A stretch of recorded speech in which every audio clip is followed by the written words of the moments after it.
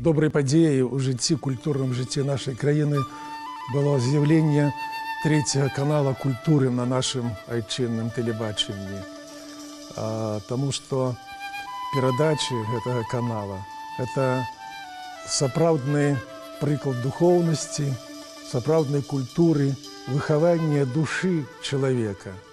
Мы ў Саюзе пісьменнікаў Беларусі вельмі высока цэнім работу гэтага канала «Культура». Вот тут працуюць вельмі таленавітыя, шчырыя, ўзнёслыя, прыгожыя людзі. Тое, што робіць трэці канал «Культура», гэта праявіцца не толькі ў бліжэйшы час, а гэта закладваецца праграма выхавання нацыі, праграма выхавання нашага народа, нашай будучыні. Са святам, з юбілеем, дарагія калегі, новых творчых поспехаў вам.